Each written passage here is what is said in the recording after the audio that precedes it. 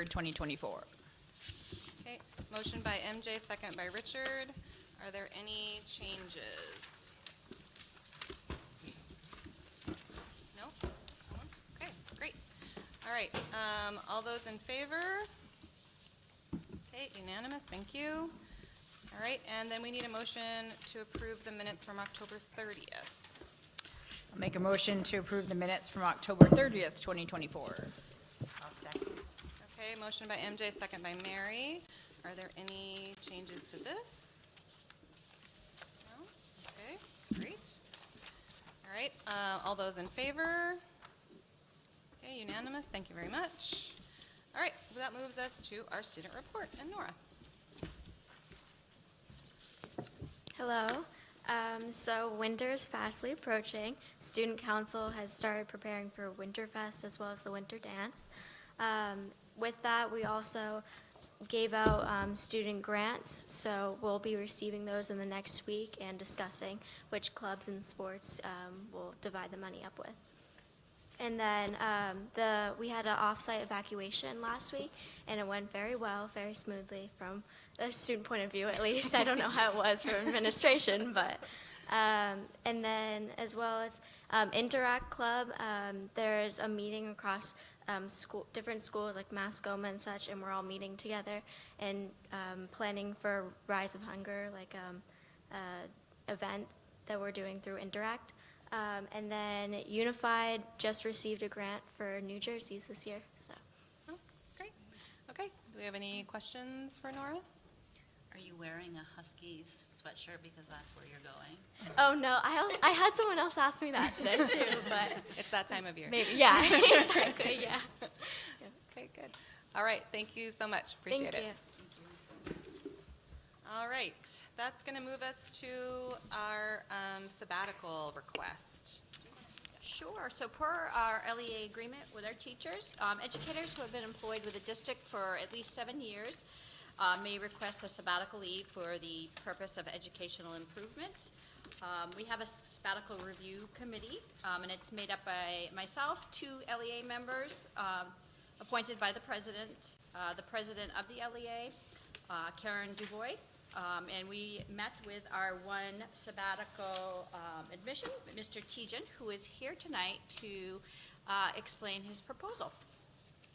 Welcome, Mr. Tejan. Hi, everyone. I'm John Tejan. I'm a science teacher at LHS, and I appreciate the chance to share this proposal with you. The application that I've submitted is for the Albert Einstein Distinguished Educator Fellowship, which is an opportunity for STEM teachers to spend a year working for a federal agency in DC, spending 11 months to kind of engage with the national education arena.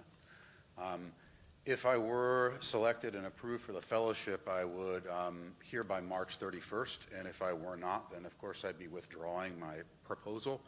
I'll also be notified as whether I'm a finalist for an interview by February 21st, and so if I'm not a finalist for an interview at that point, then I'd also withdraw my proposal. And of course, you know, it's there could be other turns of events that may require me to withdraw my proposal, but I'd look forward for the opportunity to do it. I think it would be something that would serve our students well, and I really appreciate the chance to kind of make that connection between our community and the agencies at the federal level, and I'd be happy to answer questions, and once again, I appreciate the chance to present this proposal and have the opportunity. Thanks. Thank you. Do we have any questions for Mr. Tejan? I have one question and one observation. The question is, have we gotten any sense of the likelihood of these kinds of things continuing? So have they said anything to you about this? Yeah, I've been attending some online discussion forums of past fellows, but most of those occurred earlier in the summer and the fall. And so, you know, we expect probably some changes to various programs, and so that's one of the questions I'll be asking in upcoming meetings. But it's, you know, it still could present a really important opportunity to kind of engage with whether it's policy decisions or other opportunities that can kind of facilitate communication between the state level, our community level, and the federal level, and vice versa. So I'm curious to see how that develops. Great. And then my other observation is this is a really impressive resume, so thank you Oh, for thanks so teaching. much. Thank I you for appreciate teaching it. at LHS. We appreciate that very Well, I've had a much. lot of opportunities here, so I appreciate it. Right, and you've taken advantage of a lot of the opportunities here, which is really great. We appreciate that and appreciate your commitment to continued professional development. Are there any other questions? Our committee felt this was an extremely strong proposal, unanimously. The proposal met the criteria. That's why it's being brought forth tonight. I wanted to thank Mr. Tejan. During his interview with the committee, he talked about this proposal, and he talked about the impact of leaving LHS for a year, but I would support this going forward. I think this, you represent Lebanon extremely well, so thank you for bringing this forward. Thank you. Yes, John? I'm going to make a motion to Okay. approve this sabbatical for Mr. Tejan. Okay, motion to approve the sabbatical, second by, who wants to do it? Richard, okay, second by Richard. Any additional questions or comments? No, or, yes? I just want to appreciate the application that you put together, and I think this is the type of proposals that we would expect as a board, and so I really appreciate the fact that you're putting this forward, and also appreciate your commitment to the district, Science Olympiad, et cetera, so thank you. Thanks. I appreciate it. I'll look forward to sharing news of whether or not I'm accepted as a fellow, and try to make the transition as smooth and quick as possible. So first we got to vote. So all those in favor? Okay, great. Thank you very much. Appreciate it. Okay. Thanks for your time. Have a Thank nice you. day. Thank you. Okay. Moves us on to the SAU leadership team update, the superintendent update. Good evening. I wanted to start by thanking everyone for their hard work on the budget process. We look forward to discussing it further with you all on the 23rd. And I know Tim has gifted you your binders. Next, I'd like to do a personnel update. The administrative assistant position for the superintendent remains vacant, as our last candidate withdrew. However, we do have a viable candidate scheduled for an interview next week. This candidate is currently residing outside of New England, but plans to relocate to the Upper Valley after the first year. In the meantime, our staff members are stepping up to ensure coverage. So I want to thank everyone who has been helping out. Sheila, who has been coming in up to this week, 3 days a week. Starting next week, she'll come in Mondays and Fridays. So I want to thank her for that. Diligent Communities Training. We are, tomorrow, we will have the third training and our final training. We're really excited about this. This will be our new platform for policies, agendas, meeting minutes, and more. This tool, I believe, is going to be a great asset to our processes to make sure they're streamlined and accessible for everyone. I will keep you posted on the timelines for full implementation. So thank you to the board members who participated in the training. Next, veteran celebrations. Several schools hosted veteran celebrations, which were very well attended and appreciated by the community. Special thanks to everyone involved for making those events successful. Election Day. Election Day at the SAU went smoothly, extremely busy. And thanks to in large part to our facilities team, who did a fantastic job with the planning and making adjustments from the September primary. Just a quick note on city collaboration. So our collaboration with the city continues. They are starting to include our budget communications on their website, so it will be right next to the city budget planning, which I think is a positive step in our partnership together. Finally, our strategic plan survey, just a friendly reminder for everybody to complete your strategic plan survey by this Friday. Communications have also gone out for our upcoming community listening sessions, so please share this with your friends and constituents. And that concludes my report tonight. Thank you. All right. Any questions? Yeah, do you have any questions for Amy? One? No? No? Okay, great, thank you. All right, Tim. Chapter 4 is in your packet. This is the last chapter, sort of pre-budget stuff. And this is on free and reduced meals and special ed. Special ed information was provided to me by Ben, so my knowledge of it is limited, but hopefully if you have any questions, we can figure them out together. Just about our food services program, we offer breakfast and lunch. Paid program for both. In New Hampshire, if you qualify for free reduced meals, you get breakfast for free. That's a New Hampshire program. The fresh fruit and vegetable program, that's a different program from the USDA that is eligibility criteria. Generally, in the 10 years I've been here, both elementary schools, at the elementary school program, both schools have qualified most of the time. There was a few years where Mount Web did not, and to this day, they budget for, to be able to provide fresh fruits and vegetables in case they don't. But typically, I think we've spent that 2 years since they started budgeting for it. It's not a lot of money. I think they budget 15 grand. But that just gives kids an extra piece of fruit in the middle of the morning. There's a contract. We talked about this last spring. It's a 5-year renewal, 1-year renewable contract. We went out every 5 years. You got to go out to bid. You can go out to bid every year if you want. We went out to bid last spring, and we recommended and the board approved cafe services. It's called Fresh Picks, which was recently bought by an outfit called Whitson's out of New York State. But they run our operations, but all the money that you pay to food service so that we get, that goes to the Lebanon School District, and we pay them a fee.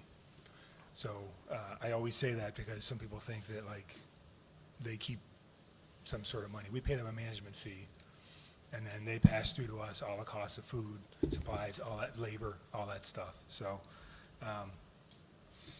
they do tell us when they bid based on certain criteria what the loss will be, and if those criteria are met and the loss is bigger than that, then the state makes them pay us back. But in my experience, it hasn't been, we've lost money, and we've lost more money than they indicated, but it's due to factors that are outside of, contracts are written in a way to protect yourself.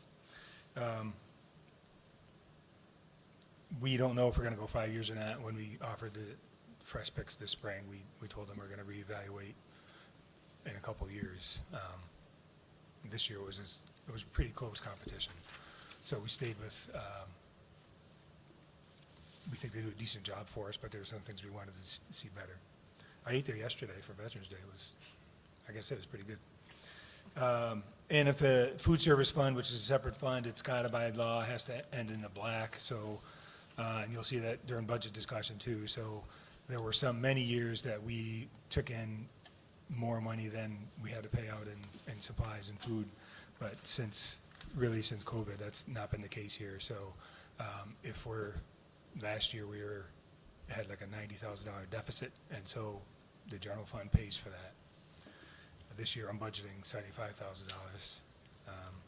When I got here, we were budgeting 20. So, and that's everything. So when we buy a new piece of equipment, usually it goes to the food service fund, but the biggest driver, a big driver in the last 2 years has been people haven't paid their bills.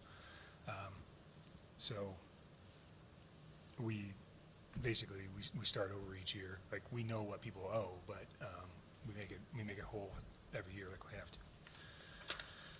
to. Next slide is just stats from last year and how many breakfast, lunches, and dinners we did, or breakfast and lunches, I guess. The year before was 122,000. I had that up, so we sold an extra 3,000 meals, or served an extra 3,000 meals. Here's the revenues, 23 versus 24. You see they're pretty consistent, but you'll see the operating transfer, the bottom line, in 22 to 23, we transferred $48,000. In the year that just ended, we transferred $93,000. And you see our expenditures are 739. The math isn't exactly one-to-one because there's a little fund balance usually or something, but you can see that's how you get out to be even. Have any questions through the expenditures? Prices are, there's a tool that the government gives you, so the free and reduced price is set by, I don't know if it's regulation or what, and they tell us what the free and reduced lunch price is, but what we charge for our full meal prices is still controlled by this tool, so we can only charge certain in proportion to what reimbursement is, and also you can only go up so much every year. So honestly, we usually go up the maximum. It's a whole calculator. If you change high school this and elementary this, what does it do? What if you change elementary a little less? Anyway, we go up as much as we can. Usually it's like a quarter. I hope people find that reasonable, but I mean, you can see you can get a lunch for $3.60, even as an adult, $4.75. That's pretty cheap. And if we wanted to be in the black, we'd have to go up more, but I'm not sure we'd want to, even if we could. Free and reduced lunch, here's the eligibility. It's determined locally using a chart given to us by the state. I think you guys know that. It uses the number of people in the household versus household income, randomly sampled for accuracy. So the person in my office who does the free and reduced lunch determinations has to pull some randomly that I double check to make sure that is being followed. And then we get audited by the state at least every 3 years. This is all last year's stats. Free and reduced lunch population last year, 344 students, which is 21% of the student population. The state average is 24%.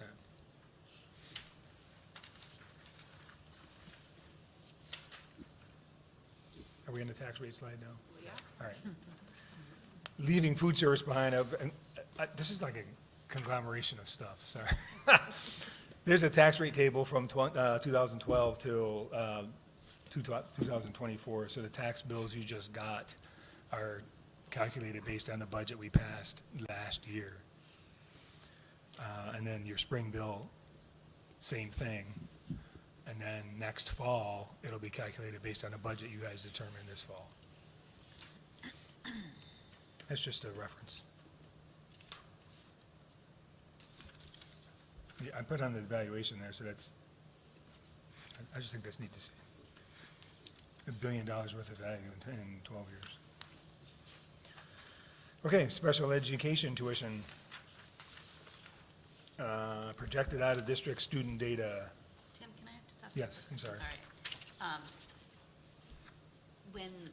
How much does it take, so like if you spend, when we're thinking about our budget, each 100,000 does what to our taxes? Or what is the number that you use? Well, the easiest thing to do is to see the first two numbers of the valuation. So it's $2.7 billion. That means $2.7 million is a dollar. Say that again, Drop the zero off the end. So Yep. $2.7 million equals a dollar on your tax rate. So just saying that in a full sentence form so that I can Sorry. remember it better. No, that's fine. So in our budget for the general fund, every $2.7 million that we added to the budget would increase the rate per thousand by $1. Correct. Thank you. One caveat is it's what you have to raise. So what I mean by that is if you increase the budget by $2.7 million, but your revenue goes down by $1 million, then that is 3.7, and that'd be more than a dollar. Yes, thank you. All right. Any other questions about that? nope. 266 students are special ed PK to 12. There's 18 that are out of district. 10 placed by district, 5 by the court, and 3 are foster place.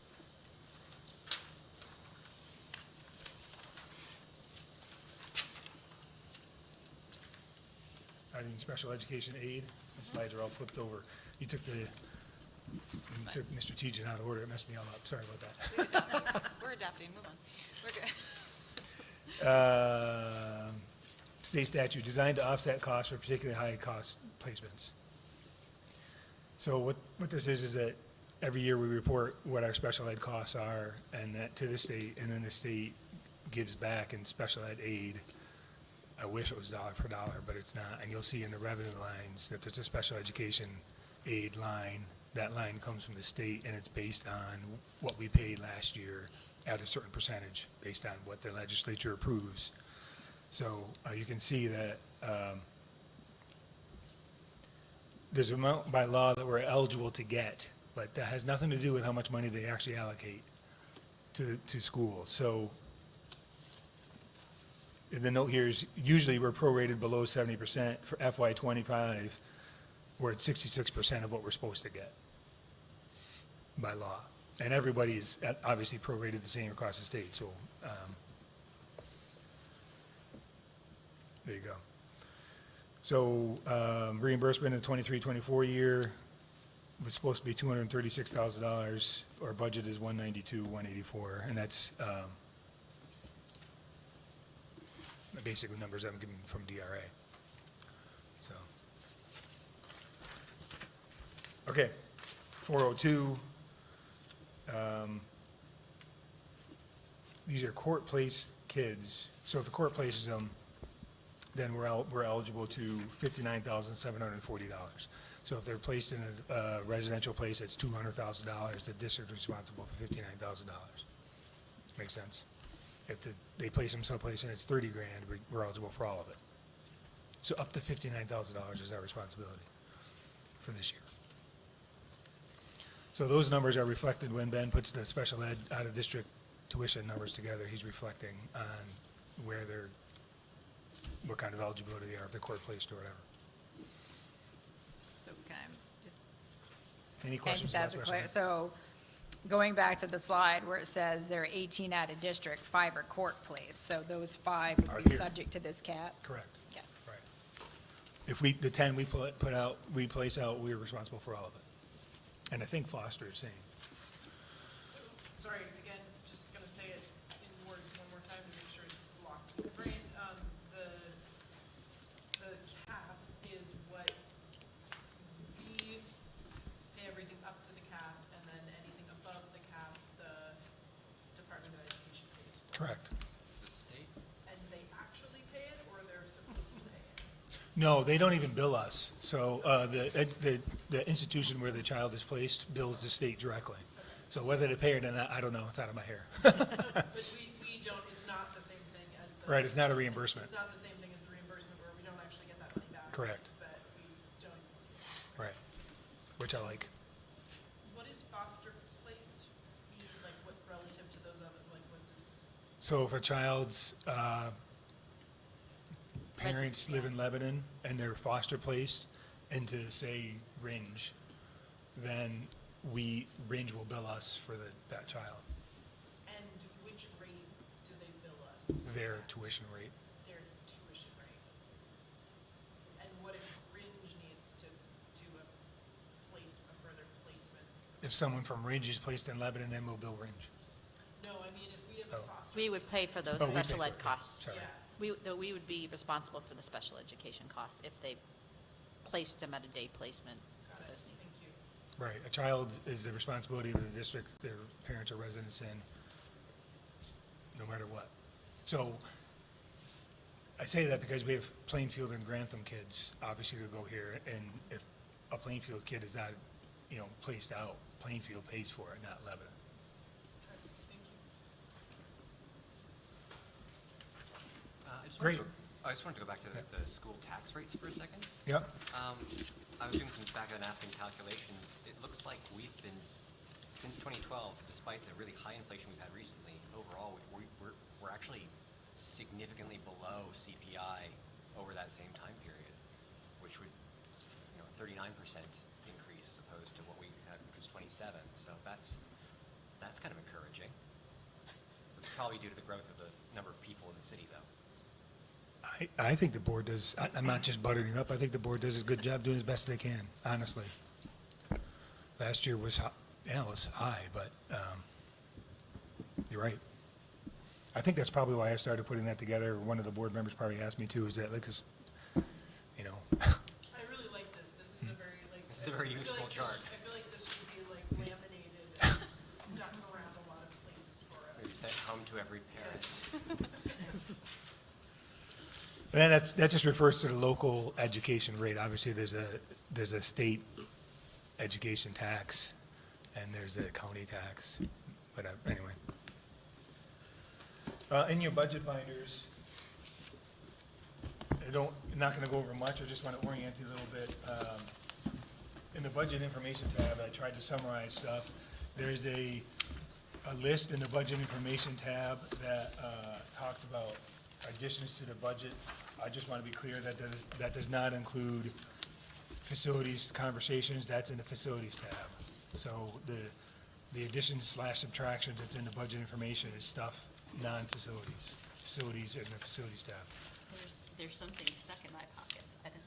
I noticed the others didn't have them. I don't know what they are. It's a gift. If you have, if you have tabs in the front, you can keep them, or you can write, if you want to add a tab, you'll see some empty yellow sheets in the back.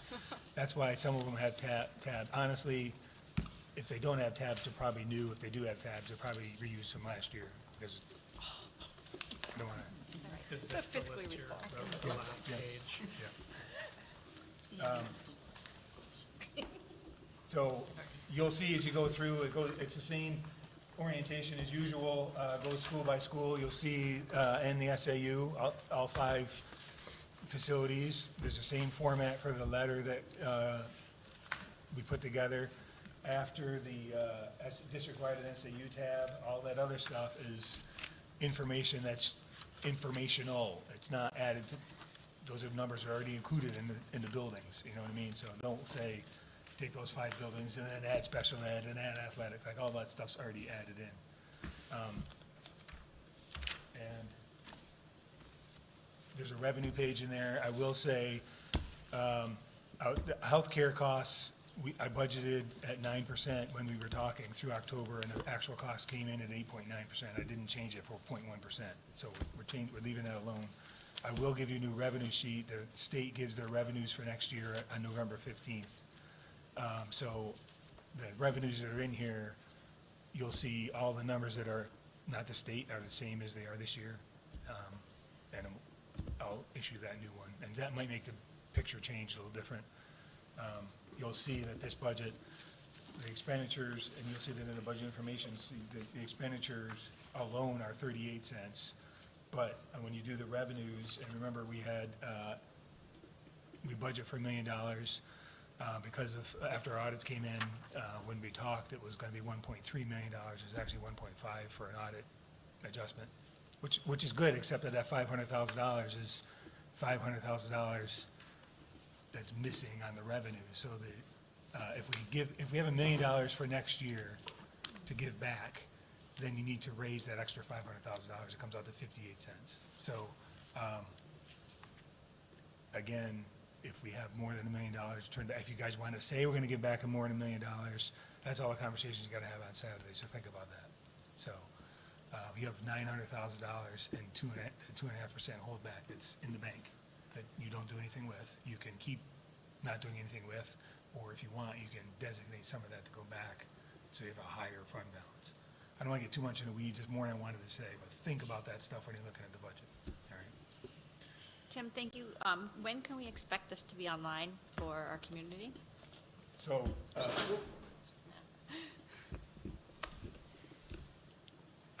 we haven't talked about this. I was hoping a deadline of like the first of the month to get everything digitized in a usable format. I mean, we could do it before that, I suppose, but I don't know. What do you think? I have to get together with Tyler. I think probably the first of the month is probably, I mean, because the first work session is mostly for us, and so if things change. I mean, I would say if we want people to have, like if people want to have sort of a meaningful understanding of what we're talking about on the 23rd, then they can't really unless they've seen what this is. But that's a very short turnaround time to get it up.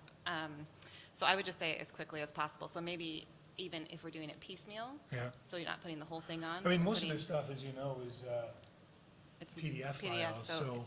if we can I mean, upload if I can PDFs. connect with Tyler and build something that's, Yeah.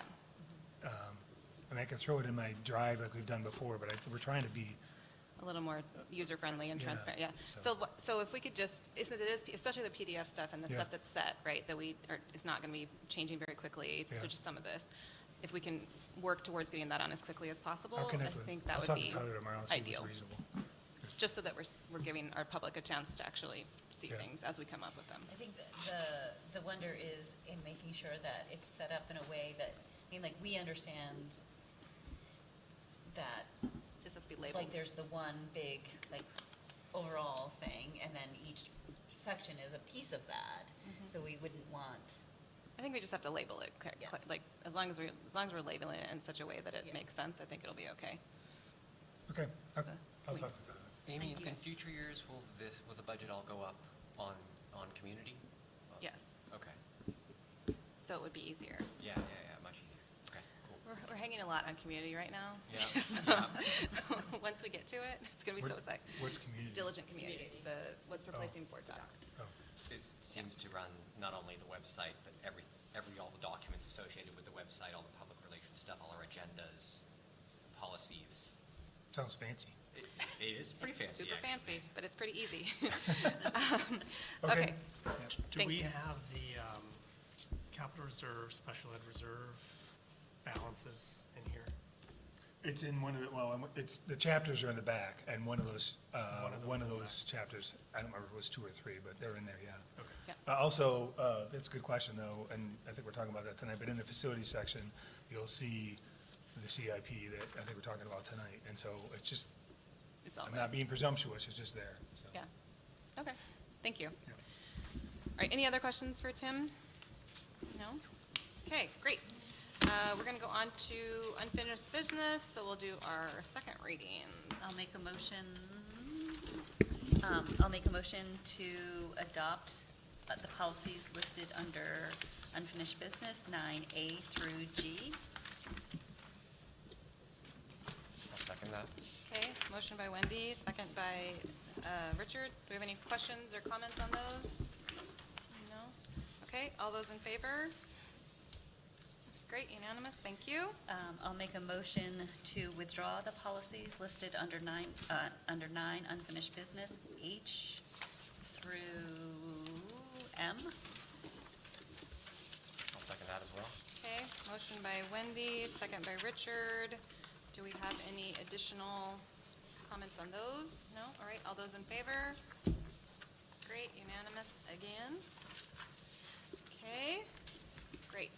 All right, so we are going to move into a relatively brief non-public session. We have some things to take care of. We will return, and it should not take that long. So we need a motion to move to non-public. I'll make a motion to go into non-public. Under, Hold on. A and J. A and J. A and J. All right, motion to go into non-public under, what is it, 91, whatever. Yeah. RSA 91A 3, 2, A and J. RSA 91A 32A and J. All right, can I get a second? sure. Okay, second by Richard again. All right, we need a roll call vote to do this. Kevin? Yes. Jessica? Yes. Richard? Yes. Mary? Yes. MJ? Yes. I'm a yes. John? Yes. Wendy? Yes. Tia? Yes. Okay, thank you. We will return.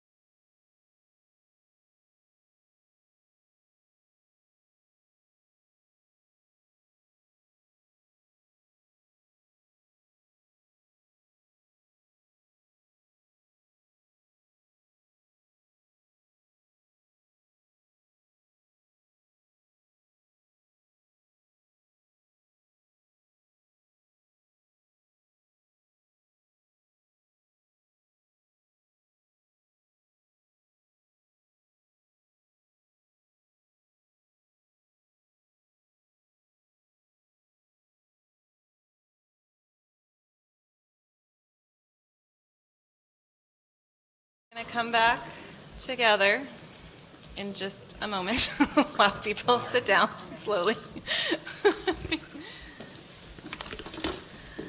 Okay, so I'd like to call the meeting back to order. We're moving on to new business. Letter A, which is discussion and action on the SAU boiler. I have a motion. Okay, make a motion. Excellent.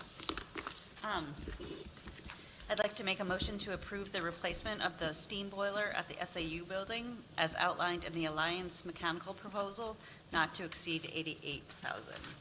Okay, we've got a motion. Can I get a second? Could I actually, I Dated just, 11/11. I wanted to bring, thank you, Wendy, for making that motion, just bring John up there. We did get these 2 quotes, but there is some additional costs that came in that he wanted to just elaborate, so Okay. I want to just.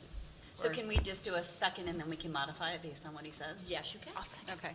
Okay, motion by Wendy, seconded by MJ. Excellent. So we have additional information, so we may modify our motion. I love having a motion to start it, so great, thank you. Welcome, John. Thank you.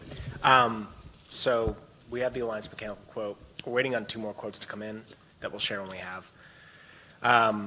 The additional costs basically are the cost from Irving to bring in propane service. I don't have that number yet. We've met with them and we're waiting for them to get it to us.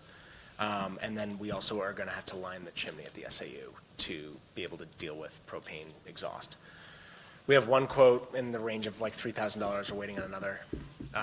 So I would estimate an additional 10 to 20,000 between, So if we do not to exceed 110, that would probably be safe. Well, can I have one? Because in here, though, it says you also need to hire an electrician, so have you looked at that price? Yeah, too? so ARC would do that in-house, Alliance doesn't, so Oh, I see. that would be part of it as well. So still waiting on the other 2 quotes and, But it said it would be an additional cost. yeah. Mr. Knight, Are we aiming for just a straight oil burner, the propane, or the dual fuel? So we're aiming for propane if possible. They've been quoting the dual fuel if we can't get propane service in time, let's say the boiler goes Right. tomorrow. We're hoping Irving can get the propane ready for us by the time the boiler comes in, but we haven't gotten a firm date from them yet. I've done a number of propane installs. I think that number is good even with The electrician. an electrician. Like, I think that 110 is probably good for Yeah. that. Irving might cost 10. It's been a while for me. Maybe I'm out of the business, might be 15, but I think that there's enough. We're going to push them to own the tanks, so we Yeah. just have to pay for the trenching and the line. so I'll make an amendment to my motion to not to exceed 110,000. So then all that would mean, sorry, MJ seconds the amendment, agrees to the amendment.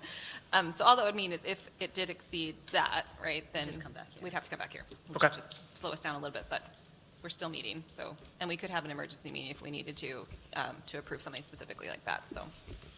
Do we have any questions while John is here? Additional questions? Yes.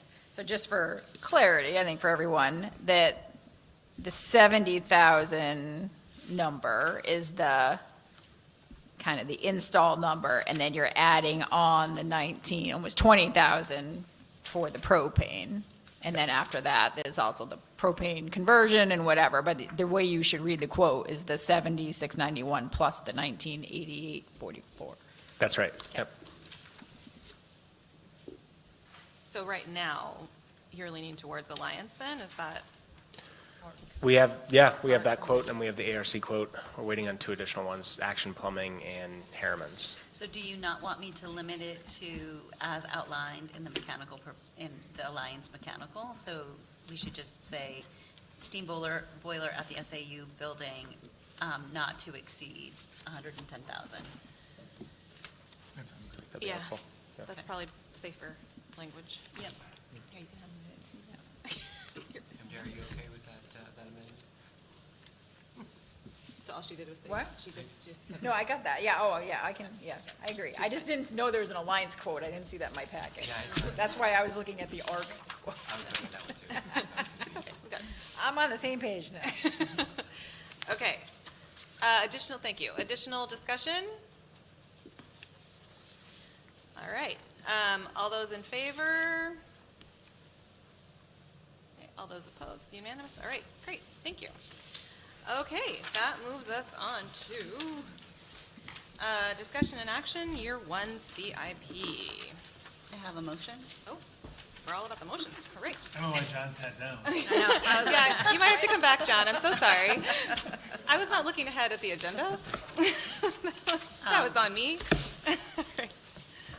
I'd like to make a motion to accept the CIP for fiscal years 2026 to 2031 as an advisory tool to inform our budget, or I put FYI, our fiscal year 25-26 budget discussions. Okay. Can I get a second on that? I'll second that. Second by Richard. Okay. All right, CIP. Do we have any questions? We've got it in here. I just want to say, before we start questions, I want to thank Tim and John and FNF for getting this done and for doing it in a really accessible format, which I appreciate, and really appreciate all of the explanations of things, which is very helpful for budget discussions going forward. So I appreciate that. Any questions or information that you'd like from either John or Tim? Okay. All right, so we have a motion. Yes? May I say some more? Yeah, yeah. So, I think just, Wendy, your motion is worded how again?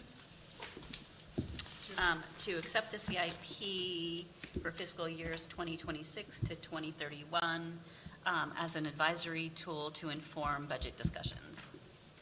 Okay. So I would definitely encourage folks, if they have questions about this, that this is a great opportunity for us to discuss this ahead of the items from year one being put into the budget, or I guess they're already in the budget, that is here. So just making sure that everybody understands the connection there, that like what is in this document, the detailed stuff is for year one. That has already been discussed with each of the representatives for the buildings, with the administrators for the buildings, et cetera, and has been placed in the budget that we will be discussing on November 23rd. And I think that, again, the overall goal that FNF and Tim and John and Amy have had in working on this, and it has been a lot of work from the administrators, has been to provide a solid document that the district can rely on and use and have it be a useful document for planning purposes for budgeting. And so I think that the bad outcome of a process like that would be for the board to come to budget time each year, this is going forward in the future, and essentially ignore its own CIP. And so I think that I just want to sort of underline that for everybody here, that this is a great opportunity to talk about it. This is a great opportunity to have a discussion, to ask John about why we're doing certain things, why we're doing them this year, why they cost what they do, et cetera. A lot of thought has gone into this document, and I think we just really want to make sure that we don't get to budget time and feel like, wait a minute, why does that cost this? Or wait a minute, why did we say we're doing X? So just really encourage that discussion now if folks have things they'd like to ask about. I actually do have one question. Did we discuss the roof replacement of roof 15 at the high school at the budgeting session? I thought we decided that was going to be the next year? That, I believe, comes out of the capital reserve. Oh, okay. That's what it was. My It does say CRF there on Tim, I'm funding sure you source. immediately put something chewy in your mouth. But did we decide that we were going to do that this year? Yeah, the stuff that's in the budget is labeled general fund. Hopefully, it's all in there. I think we got it all. If it says cap reserve fund or bond, you will not find it in the budget. Okay. So, a roof, isn't in the budget presentation for you. Right. I thought for some reason. But there was, I thought yeah, we I had told to you look at there it was and a said we could roof. wait another year or something. Correct. for it. Do you remember? This is item The roof 15 cafeteria replacement? I thought you said the roof guy came back and said it could wait another year or something. Does that sound familiar? So that was the Hanover Street gym. Oh. We pushed that one. The high school, it's not actively leaking, but he said the condition is poor, Oh, okay. so. Thank you. And I think though, Jessica, I appreciate your sentiment, and I'm not in disagreement with it but I think until I get a chance to look at I think to look at this document, and I feel like this is a great document. I think it's so much better than something we've ever had. And I'm comfortable approving it as a guidance document. I'm uncomfortable sort of having detailed conversation about some of the specifics until I'm looking at the entire budget. Yeah, no, I don't think the question is to tie anyone to anything in any kind of actual way, but I think the goal would be to, for the board to have, I mean, I don't think there's any reason why we couldn't have a really strong understanding with our director of facilities here, ask questions, et cetera, so that when we arrive at the full day meeting, when we have 15,000 other things to talk about, this is the opportunity to, this is an opportunity, not the only opportunity, but this is a great opportunity to have some of those discussions, ask those questions now. That's all. Does anybody have any yes, MJ. So I just have a question. Historically, on the classroom renovations, they've had the same price tag, but this year I noticed that Hanover Street is about $40,000 higher, or $35,000. Is that because it's a larger space? Yeah, it's a big classroom. It has 8 windows, so those are part of that renovation cost. We would also take it out to bid and get 3 quotes. We have 1 quote in hand that I was using to budget it. The Mount Leb classroom we did basically topped out the budget we had, and we had to take the windows out last summer to be able to do it. So I think it's basically time to readjust and, add a little bit, building materials, all sorts of other reasons. And then going forward, depending on what our quotes come in this year, we can adjust future years out based on that. Yeah, I noticed that too. That's helpful. Thank you. Yeah, I didn't realize we did I mean, I know we did everything else. I guess I don't remember doing windows in the past, so maybe it makes sense, but one more. Okay, go It's ahead. more for Tim, I guess. I see there's a bus in here. So where are we in the bus replacement cycle? Because I thought we'd kind of done several buses. We replaced, since I've been here, we replaced all of our buses. There are, in the budget, there's, and it hopefully reflects in the CIP, but what's in the budget is enough money to lease 4 buses. Our oldest buses are now, believe it or not, 10 years old, actually going into 11 years. And I should have taken a picture on the way into lunch yesterday because the bus was going over to the HACTC. I'm like, holy goodness. And it's only like 11 years old, but yeah, we have replaced them all since I've been here. We didn't do any last year, and I don't want to drop behind, so that's why there's 4 in there. If you reduce to 2 or whatever, but they got to be replaced, and 10 years goes fast. I just can't believe it, so. And the thoughts on electrification of the fleet partially with replacement buses was that they can't do the routes we need them to? They,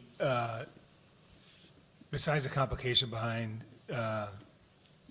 grant money being enough to offset our needs, yeah, an electric bus has a max range of 120 miles, and that's perfect conditions. And so if we went, any electric bus we get, we'd have to be okay with it never leaving town.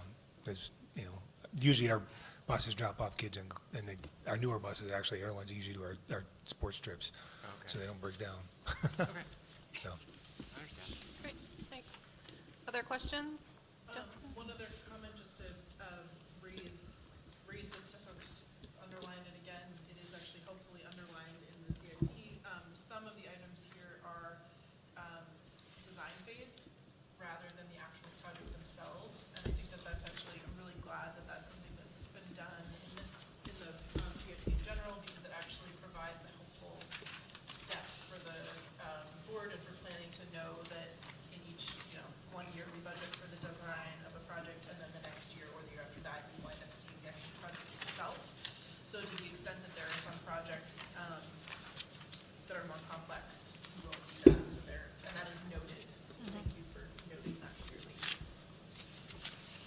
Any other questions, comments? No, all right. We have a motion, which we remember now. I guess the only yes. question that I have, or just it's a wonder, and it's not specific. Have we ever thought, is there any plan or any need to think about adding high school classrooms in to any Renovations. we're refurbishing classrooms in Hanover Street School and Mount Leb. Like, will there ever be a need to do that at the high school? I think yes. We're going to do abatement of floor tiles in a couple of classrooms, and I think there's plenty of other classrooms that have floor tiles of similar vintage. Yeah. And I've seen old ceiling tiles around the high school. I think it'd be a great thing to start implementing. I don't have that in there yet, Yeah, but no, but that's, I think we That's a should. good point. And when we came up with this idea, the middle school is only 5 years old or so. So I could see 5, 6 years out, we actually start, this building is, believe it or not, almost 15 years old. So not too far in the future, we'll have to add the middle school too, if we're going to do them every 20 years or so. But the high school is considerably older, right? Correct. Than the middle That school. needs if to- we get they need that to do that right started, away. Right, Yeah. yeah, Yeah. exactly. Okay, Yeah, so I think we should add the high school. great. Thank you. Appreciate all the work. All right, so all those in favor of the motion to accept CIP? Great. No opposed? No. Good, excellent. Okay, moving on to discussion and action, our board meetings.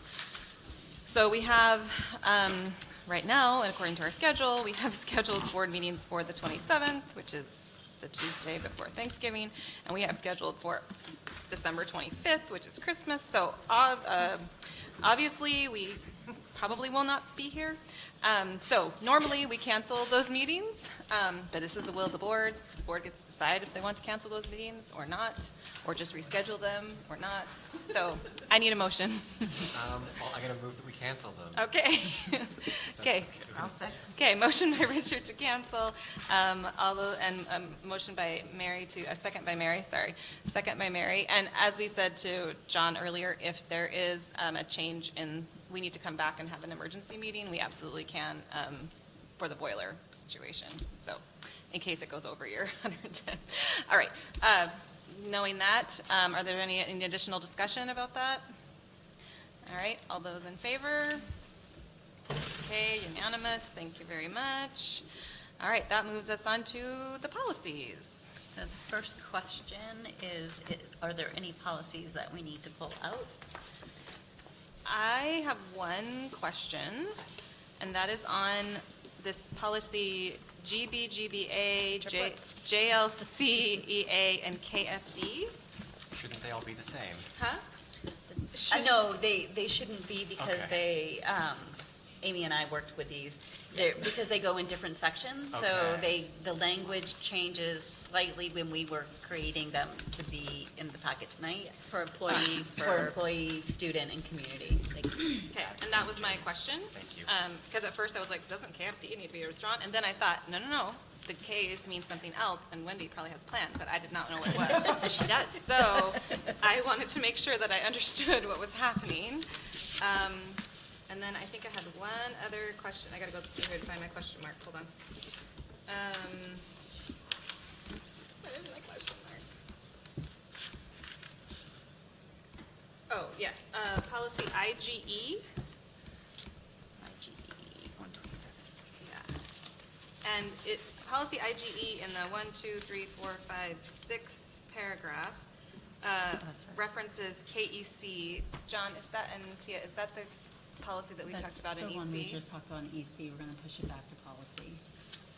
Right. Casey, okay. And so the one I'm wondering if we need to pull out IGE, because our recommendation for KEC was to not have KEC at all as a policy. So we have a secondary recommendation as well, but, so I'm wondering if we maybe need to pull IGE until we. Can you tell me the title of KEC? Do Uh, you remember that? Here, Or, I mean, I'm reconsideration of instructional materials. Yes, reconsideration of instructional materials. So we won't have a policy KEC? Right, so John, Required. can you talk about why? Yeah, it's not required by law, and what we were talking about in EC was inviting people outside of our community to question our curricula materials. So if we don't have a policy, it doesn't mean that they, like, does it, if we don't have the policy, Then they have to figure out a way to get they have no standing to question a material because they don't have a person in the school. So- And our administrators are empowered to handle it how they see fit. so, and we have policies related to parents questioning Yes. material. Correct. Yeah. But the KEC would be for Anybody. community. Yeah, Got it.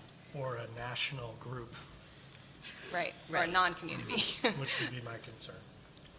So we were recommending, EC recommended to not have policy Okay. KEC at all. So this sentence says, parents or guardians who wish to have particular instructional reviewed may submit a review in accordance with board policy. So do we need to change that? Like, I don't think we need to have this at all because this policy IGE is for parents, right? I think we're just, what is the procedure for parents to do so? So we would need to either put the procedure into this policy Or or we have a have separate another, placeholder. or we have to another refer to. procedure somewhere else that's an so R or something. we'll pull IGE out and we'll wait until we figure out what exactly is going on with KEC. And we'll stick that on the agenda. for Yeah, we'll add it to our December packet. 2nd. Okay, sorry. The packet's out. We can add it to It's the back. it's a very short policy and we're drawing it, so it's not. I'll add it to my to-do list. Yeah, but I think it requires us to Yes, to think do more something with about IGE. like what Yeah, yeah, we're doing. okay. Sorry, Okay, thank you. So IGE is Pulled out. L. Okay. And that's all I had. I think MJ has something. Yep. Yep, so I just have a question more on policy EBCH, the chemical safety and chemical hygiene plan. I can't believe we're actually at the point where we're prohibiting people from bringing their own cleaning products. I realize that's the law. I went and read it and was a little like, whoa. But so my question is, to make life on the administration easier, has there been discussion that we're going to have like a auto-approved list? Like, I can imagine a teacher wanting to bring in their own Clorox wipes or parents donating Clorox wipes to the classroom, and I feel like that's an undue burden on our administrator to have to go get permission every time. So I just didn't know if there's a discussion of how we're going to implement this, and would we have like an auto-approved list of these are the cleaning products you can ask for your classroom or have online? Wendy, I believe with this one, this is the first, I'm sorry, this is the first of the policy, then the exact plan, how it will be implemented will be coming Correct. next. So. And so that's a good note to, Yep. It just seems awfully burdensome to, I realize it's not our choice and it's a Can you- state law. can you It's actually send- not burdensome, you just don't bring, we'll provide the cleaning stuff, don't provide your own. But, I mean, they're already doing that though, right? So this is a change. And I know there's like drives for parents to And send in her point is a stuff. good one, that if we use Clorox wipes, for instance, right, if they are being used and they are being used, but they're not being provided necessarily by the district, but it's not a hazard to use them, then do we want to have to get approval for that every single time someone uses them? I would want them to not use them. In fact, I'm frustrated that people are using them if they're not provided by the district. If they're not provided, there's probably a reason why. We should But there are probably even other provide against things, that. like, I mean, I don't know. I know in the past, there's been like either drives by the PTO or, stock this, people want this, to help out. And I guess it just seems like it'd be easier to have an auto-approved list of things, I because it's think- gonna happen no matter what. I think we can include that in the plan. I think we have to get the sheets, the chemical sheets for them, Yeah. and part of each of the school has to have those sheets, what chemicals they have in the building, so. And it doesn't have to be a long list. It's So just can I you would- just send me I would an like to email, so- discuss whether we should have a list, I Right. guess I'd say. Because I see burdens on the administrators to have to make sure that we have a Wild West worth of stuff, we have to have MSDS on it. I don't know, I would just like to discuss it. I will send that to your committee. Thank you. Great. Your department. Okay. Any other, So I just had some questions when I was reviewing DAF. Some of it's just, The longest pause. that's so long. so I just wanted to make sure that we have this the way that we want it on the DAF-6 section.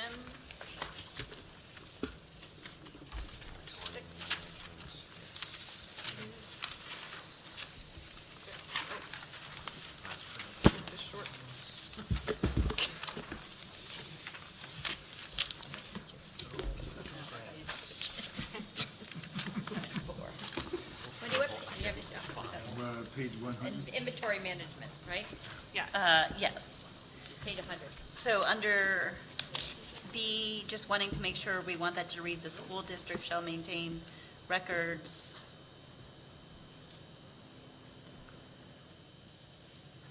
And then, so my bigger question was under C, it says no less than once every 2 years, the project manager shall cause a physical inventory of all equipment. Like, is it really the project manager that would have that or That would be for, these are for the federal funds, so, like for adult ed program, we have to inventory all of the supplies that are bought with adult But ed. the project manager would be Right, the and one that would be the project manager of the grant, so Okay. IDA grant, and Karen would be the other grants. Yeah, I think we decided to keep it because of language of the grant. Right.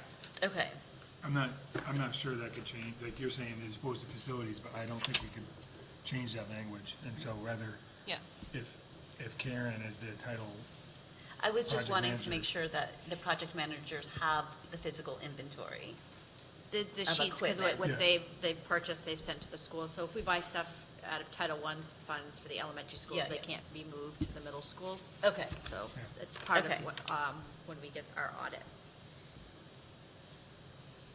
And on the next page, under DAF, accountability and certifications, I just want to also, we say the district submits all required certifications.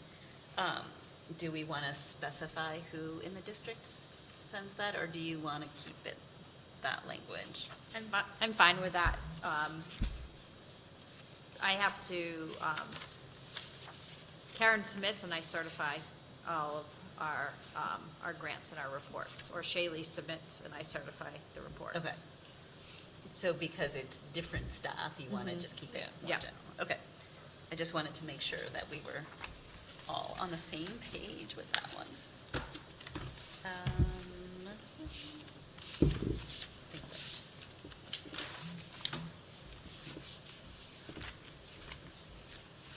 I think the only other things were just small grammatical things. So we are taking out IGE, and then we just need a motion for everything else, right? Yes, I think my only other question, sorry, on IHCA, it's the summer activities. Yes. Do we want to, my question is only about changing the title. Do we want to add that supports student learning? Summer activities that support student learning? Just to add a little clarification to the intention of the policy.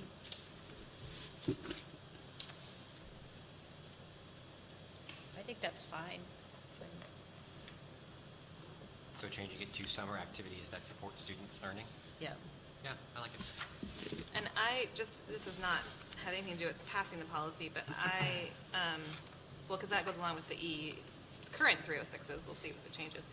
But I think for 2 under there, it would be great if we could work towards providing resources to parents to support number 2. Like a list of resources available, right? Like, So we had this discussion. The law only says that we should encourage activities. It doesn't actually say that we provide a summer program or we do any of that. No. I'm not saying provide a program. I'm saying like. Provide a list provide of list, opportunities. Like a list of opportunities. These are the things that are available in the summer for your kids, because I think a lot of times people don't know what those lists are, especially new to the district. And there are lots of opportunities that people just don't know that are happening. If we could get a rolling list of those things and add to them as things come in, it would be a great resource, I think, to parents. Amy, who would be responsible for But I compiling don't- the list if we did But that? I don't know that it needs to be part of the No, policy. it doesn't. I'm saying it doesn't Yeah, have to be. you're just saying I'm it- saying that would be a great idea. We don't have to To include it in do the as policy. a result of Yes. what we're, okay. Yep. Got it? I do not want to add it. I just want to mention that we should do it. Yeah. It would be great. I will do it. I would love to do it. I just want it to And exist. it's interesting, I mean, so in our district, what we talked about is that we support summer school. And that's not actually required, it's not required by the state and it's actually not funded by the state. But our district feels strongly that we that we do that. So. That's great. It is reflected in our budget, and that's why our policy has a little bit more to it than what the state requires. Okay, so the motion. So I'll make a motion to move the following policies under 10, new business, E through K, and then M through R for a second reading. I'll second that. Okay, motion by Wendy, second by Richard. Do we have any additional information? All right, all those in favor? Yes, unanimous. Wendy, did you vote? Yes. Sorry, it was so quick. Okay. And then I'll make a motion to accept the reviewed policy report dated November 4th. Okay, motion to accept the reviewed policy report. Second. Second by Tia. It's a very one-line policy. Excellent work. All right. Any questions? All right, all those in favor? Great, thank you, unanimous. All right, moves us on to discussion and action withdrawal of resignation. This is a withdrawal of resignation for the high school curriculum director, Bonnie, I just forgot. Robinson. That's so funny. Is there any additional questions? No? Okay, so I need a motion to accept the withdrawal of resignation. So moved. Okay, great. Motion by Richard. Can I get a second? Second by MJ. All those in favor? Yes, okay, great, thank you. Okay, committee updates. F&F met on October 28th, which I think do we have any more additional information to share about that meeting? Yes, we had a good discussion. Everyone had their meetings about with the individual schools, and with the exception of, I think, MJ and the middle school hadn't met yet. But we shared updates from those budget discussions and talked a little bit about the narrative that is sort of will accompany the budget as we go forward, which was helpful. And we also planned for the next steps for the CIP. So I think that we probably will not be meeting again in November, and we will probably not meet in December. But then in January, the goal would be for the director of facilities and the business administrator to work together to actually complete years 2 and 3 of the CIP. So those will be able to review at that point, and the goal would be to have a substantive discussion of the contents of the proposed years 2 and 3. That would take place in January.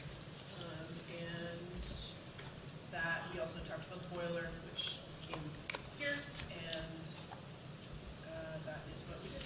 Oh, and so I think we need to talk about, do we need to actually cancel, like we had said in that meeting that our November 25th meeting would be sort of like, if we needed it pending this meeting, do we need to You can say it. formally vote to No, cancel it? Or just no? say it. You just said it right now. I just Say, took we're it off. canceling our November Yeah, 25th we're done. meeting. It's all, Not we're all done. meeting. Right. Don't do it. Okay. Thank you. All right. Policy committee met on November 4th. We have seen the results of that. Is there We've got anything more else? fun coming up. Okay. We're going to have a long meeting, which we hadn't shared yet with Kevin, but Kevin can stay as long as Kevin would like to stay. But we're hoping to finish up a bulk of policies in December and have January and February sort of be catch-up Okay. complete. Okay. But we're And your next meeting is December 2nd at 8:15 a.m. Until 2. Until 2. Goodness. EC. Get your coffee orders in now. Education Committee met on November 4th. Tia. Yep, we're continuing work on the timeline for the examination of school start times. The statewide assessments continue to be embargoed, so we don't have any updates on that yet. And LMS is continuing with outside consultation regarding a scheduled committee. Great, thank you. The next meeting is December 16th at 4:14, probably 15 PM at the SAU office. PNN met on November 7th. We've had an update. And we will not be meeting on the 21st. They will not be meeting on the 21st. Okay, well, it's TBD for that. Student Wellness Advisory Committee met on October 4th. Who is? No, that's me, but no new updates. No new because we updates, haven't okay. met since. The next meeting will be on January 8th. Next meetings are January 8th and May 7th at the SAU office. HSTCC met on October 1st. I think we talked about that already, yes. And the next meeting is December 3rd. Okay. Area met on October 15th. We talked about that already, too. Next meeting is February 25th at LMS. The School District City Task Force met on October 24th. And we talked about that already. Next meeting, TBD. The Housing Task Force met on October 21st. Which I gave you an update Right. on. We were supposed to meet on the 11th, and that didn't happen. And it's on the city calendar for this upcoming Monday, Okay. the 18th. So the mayor had reached out. He's going to talk to you at the Housing Task Force about maybe coming to FNF to present an idea that he's having, or that city council might have. Anyway, if that happens, consult with your FNF people about whether you need to reschedule a meeting or not. Since you don't have any on the calendar, you may or may not need to, but just be aware. Okay, great. Public comment per policy BEDH. I'd like to reopen. Is there any public comment in the room? No. Is there any public comment online? There's not. Okay. Future agenda items, board member recommendations or questions. Are there any? No, great. Important dates and district announcements. The annual budget meeting is on the 23rd at 8 a.m. here. The next school board meeting is, the last school board meeting of the year is December 11th at 6:30 p.m. at the here also. And just looking ahead, our deliberative session is February 1st at 9 a.m. What's our snow date for that, Julie? Would be Monday, the 3rd. Monday, February 3rd. Okay. Reminder, again, Amy said this earlier, but board members' surveys about the strategic planning are due on Friday, and the sessions for community members and stakeholders have been moved back slightly to early in December. You should have already gotten some information about that through your parent emails or community emails already. Is there any other business? Well, I just want to confirm that the budget meeting on the 23rd actually starts at 8, because I think I picked up 9 a.m. from some other calendar somewhere. So just want to make sure we're all in agreement. We'll be here at 8. On the Okay. 23rd? On the 23rd. On the 23rd. I have 8 o'clock. My Okay. apologies. I don't, No, for some that's reason good. I had it from some other calendar at It's good to 9, clarify. so We're going to be here at 8. Okay. If you're not here at 8. I'll try to join you at 8. Okay. All right. I need a motion to adjourn. So moved. Motion by Richard. Can I need a second? Second by Jessica. All those in favor? Excellent. Thank you all very much.